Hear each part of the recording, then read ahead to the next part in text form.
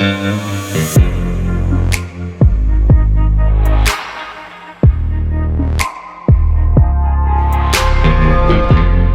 I'm Sam. I'm from Epic Games, and let me tell you about me really briefly. Here is a large photo of me. I'm super happy to show to people. I need to get a headshot. So I'm Samuel Bass. I'm an evangelist. I'm a content developer at Epic. And evangelist means this. I work primarily with the indie development scene, solo devs, indie devs, small teams. If you are one of those, or you just want to get in touch with me, my email address is on this slide. Please email me. I will get back to you in 2 to 3 days, but I will respond to you. I'm also a content developer, which means I build a lot of demo and example content. If you've looked at the Lyra sample game, or you've looked at StackoBot, or a lot of our tutorial or learning content, my hands are all over that stuff. I build a lot of things. Before that, I was a game designer for 28 years. I worked at EA, I worked at Disney and Fox, I worked at Snapchat, I was in indie and VR for a long time as well. So I've kind of been all over, done many things, know a few things. So we're here to talk about Unreal Engine 5. So I'm going to do big ticket features real fast. I'm happy to talk to people after if you want me to go deeper on those, but since these are kind of the big ones that get a lot of hype, I don't want to spend forever digging into it. So Nanite is our virtualized geometry system, basically targeting next-gen hardware and sort of more high-end PCs. The idea being that with Nanite, you basically don't pay for poly count. Doesn't mean you should model inefficiently, but to vastly simplify, poly count ceases to matter. Nanite handles it all. I'll get into that in a little bit more detail later. Lumen is our dynamic global illumination system that makes things look real nice. We have virtual shadow maps, which make shadows in the distance not look terrible. Temporal super resolution, upresing, which with games targeting 4K, when hardware often can't hit 4K or hitting 4K is really tough. TSR really helps there. We have live coding, which if you're an engineer is incredibly useful and people have wanted from Unreal for a long time. World partition is our new system for handling open worlds. We use it in Fortnite and is designed for basically, if you used Unreal 4, you know that it wasn't really classically designed for open world games. It was more classic linear AAA games. Unreal 5 is built for open spaces. Large world coordinates, which feeds into that too. LWC is literally, our worlds are getting so big we are running out of floating points. So you end up with like trees floating randomly above the ground and animations not interpolating properly. So we have added doubles, so you have much, much larger floating points. One file per actor is really useful in that it breaks down all of your world partition levels into their individual components versus a big slab that says it's a map, which means if you want to edit a rock, you just check out the rock. You don't need to check out the whole map, which having worked on giant 300, 400 person teams is incredibly useful. Metasounds, which is my personal favorite, is audio. It's a procedural and node-based digital audio workstation. It's built into Unreal, and it lets you take game sound from being sort of pre-calculated, pre-mixed, then put into the game engine and into a much more dynamic space where rather than having 60 footsteps, you have one footstep that you process 60 different ways in real time, and it's very cool. I have no musical talent, but I like to make awful music with it. And then finally, we have control rig and IK retargeting, which is basically our built-in animation and IK solution, which I'll get into in a little bit. We're also an ecosystem. And that's, you know, a lot of people say ecosystem. If you may have noticed, Epic has gotten pretty big over the last couple of years. We brought a lot of things in, and you'll notice a certain kind of recurring theme. So Epic, as well as Unreal, is also Quixel. We're reality capture and reality scan. We're MetaHuman, which, if you haven't seen, is super high fidelity digital humans that you can make online, import into your software, and use. Sketchfab, which, if you ever bought a 3D asset online, that's us now. I buy 3D assets for that all the time. So Marketplace, which is the Unreal Marketplace. If you've ever bought anything from that, you know what that is. ArtStation, which we also own, which is the predominant place for artists to show their work online, portfolios, tutorials, and so on. And then the Epic Developer Community, which is new and I'm very passionate about because community is key to me. And that's basically ArtStation for game devs. The idea is that if you're using anything within the Epic ecosystem, and that includes things like Twinmotion, which is our architectural visualization software, then the EDC has places for you to create tutorials, portfolios, post snippets of your code or shaders, all that kind of stuff, collaborate with other users. Our forums are there, Epic developers are there. We make our content and put it on there. So all our learning material is on the EDC, including a bunch of stuff I made. If you go do that and find it hard, email me and yell at me. That is fine. Quick Unreal stats. 50% of all next-gen console titles are built in Unreal as of November of last year. And if you're in the virtual production side, more than 300 in-camera VFX stages across the globe. So 3 years ago, there were 6. So it's definitely it's booming. And if you're interested in virtual production, this talk doesn't really focus on that, but we put out virtual production field guides. There are 2 of them. They're free. Download them. They're like 60 pages long, and they're written by the people that do our virtual production work. They're super useful. So before I get into the detailed tech stuff, once again, if you're doing something with Unreal, please email me. Let me know. I work with indie devs. If you're an indie dev or just curious about Unreal or Epic stuff, reach out to me. If I can't help you, I'll try and connect you with someone who can. And again, follow my Twitter if you really want to. And the Epic developer community is full of nice people. So go there. So now let's talk Unreal Engine 5.1, which came out last November, or 5.11, which came out about 2 weeks ago. 5.11 is basically a bug fix release, but if you're using 5.1 and you haven't updated, please update. It will make you happier. So features. And so the big ticket ones, again, I'm not going to read a slideshow to you because that's boring, but I will talk to you about some of the features. The main thing with Lumen is, for 5.1, we started using Lumen in Fortnite. We started targeting 60 FPS on current gen consoles. So a lot of the Lumen work has been more optimization upgrades, making trees look good. And also, if you use you can now use Lumen in a lot of the virtual production stuff, whereas before it was sort of very experimental. Now it's at a point where you could actually use Lumen to do real-time lighting in your virtual production setups, which is kind of amazing.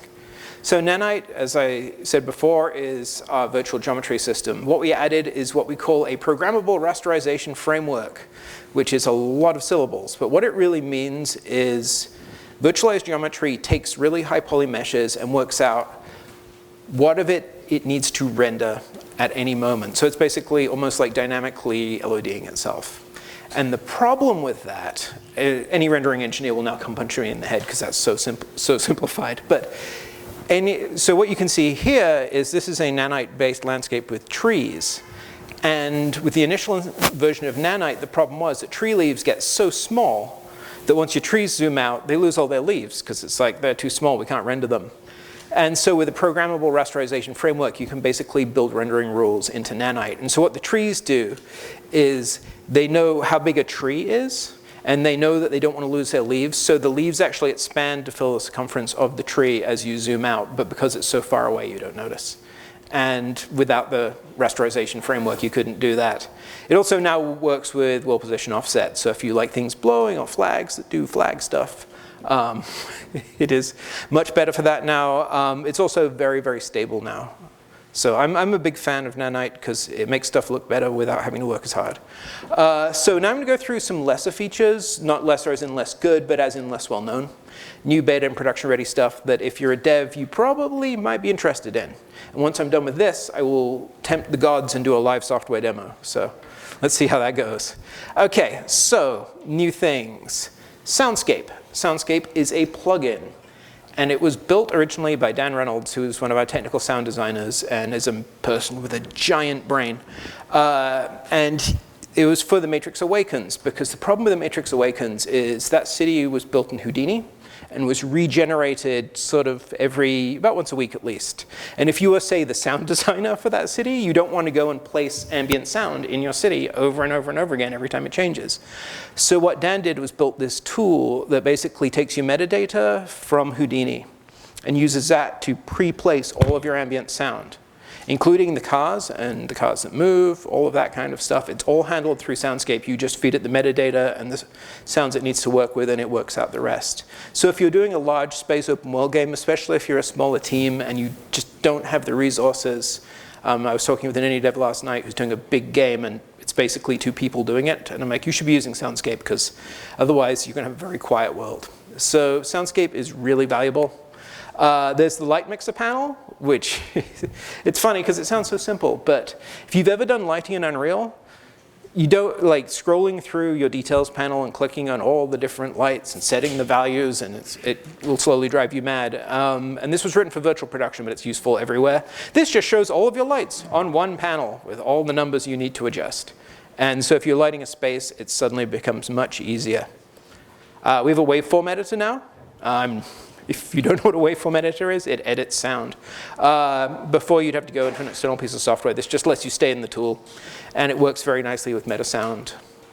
So moving into more sort of techie scripting stuff, Blueprint, which is the Unreal Engine visual scripting language. It's node-based, not nose-based. We've added some features because, so you used to be able to virtualize blueprints. We deprecated that. But we wanted to add some new tools to help people who want to write their own blueprint nodes better understand how they're structured. So blueprints have proper namespaces now. And we have Blueprint header preview, which means in the Blueprint editor, you can click on any blueprint and see its C++ header, how it's structured. So if you want to write your own blueprints, you have all the basic pieces to get going. It really helps with syntax. So gameplay framework stuff. So this is actually my personal area of interest for Unreal. If you ever watch our Begin Play series, which is a dev eye view of each part of Unreal, from rendering to blueprints to gameplay, I did the gameplay one. They're really useful, they're on the dev community, and they're free.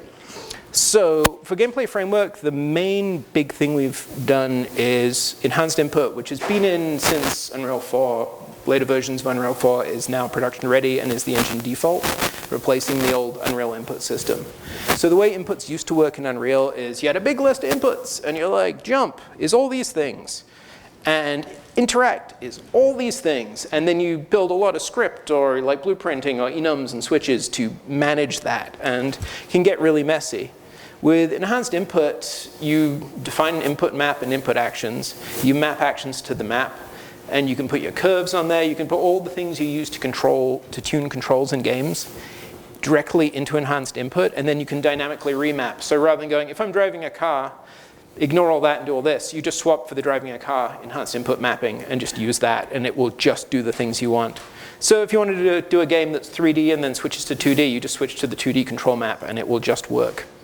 So that is now default in the engine. If you want to see how to use it, it's in all the templates, it's in all our sample projects, it's all over the place. There's some really good implementations. It's in our VR template. If you're interested in VR, enhanced input was challenging for VR at first, but we've got a really nice implementation there, so go check it out. Next one is StateTree.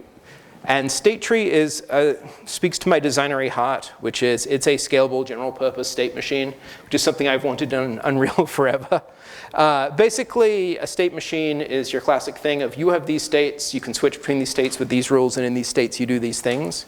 And it's a decision tree structure, so it's visualized very cleanly, and it's fallback, which means that if a state fails, it falls back to the previous state. It's basically, if you've used our AI behavior system at all, it follows that same logic. So basically, say you have a state, and the state is, I don't know, go through a door, but there are no doors. It will fall back to the prior state, which is stand around looking for a door, I guess. But yeah, basically it means that your AI doesn't get into a stuck state. It always falls back. But you can use these to build anything from doors to dynamic music systems. I used it to build very over-engineered moving platforms. But it's very powerful, and it's production ready. On the animation side, we have character deformation. The character deformer has gone through a lot of improvements. It's a beta feature, having previously been experimental. I am not a technical animator, but the technical animators I work with do that kind of phenomenal stuff with it. So I assume it's very cool.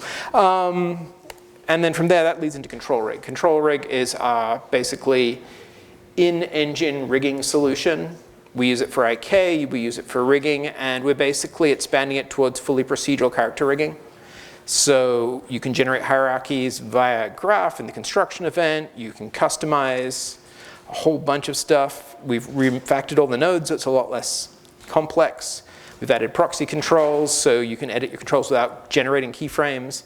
And as a technical designer, I love that you can attach Python workflows to pins. Not a lot of people know that you can create whole Python nodes in Blueprint in Unreal. So if you're a Python person, if you're a tech artist, something like that, Unreal has a full Python API, and I use Python all the time in tools development. It's really useful.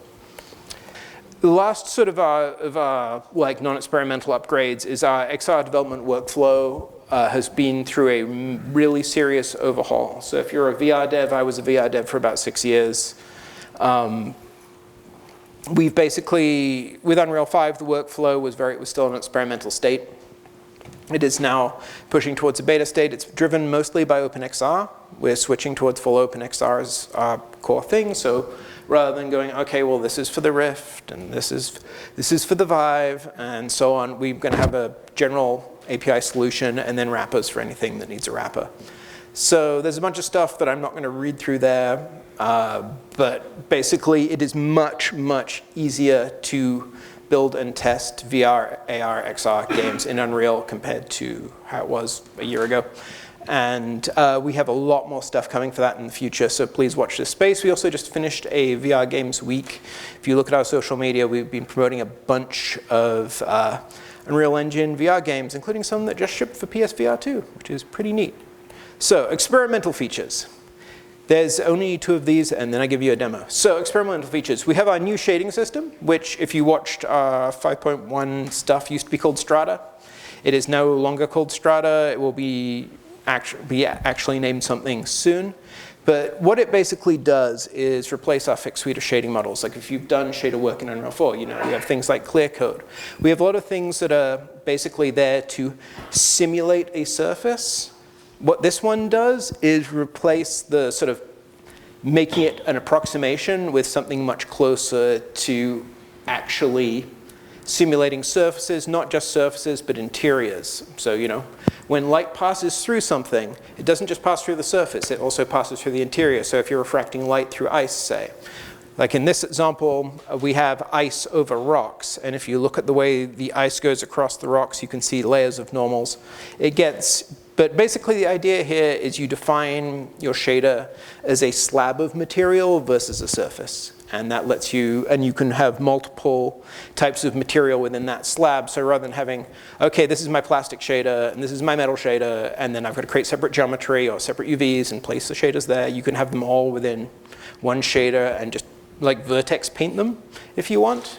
There will be a lot more on that in the future. It's an experimental feature. Everything may change. Please don't base your future plans around it, because we're probably going to change a bunch of stuff. But it's coming. It's available as an experimental feature. You just have to turn it on. You'll find it in the project settings. And then the last one before I get to the live demo is motion matching. And motion matching is basically a way to make, rather than just tweening animations, it's basically, it can look through your library of existing frames, find things that would fit where that tween is, and use that animation instead, amongst a bunch of other very complicated things that it does. But basically it allows you to use your animation library to build much more realistic, believable animation where there's less of that sort of artificial interpolation. Motion matching is a thing that Naughty Dog uses really, really well. They don't use our tech, obviously, but they have a fantastic motion matching system. It's one of the reasons their character animation is so beautiful and varied.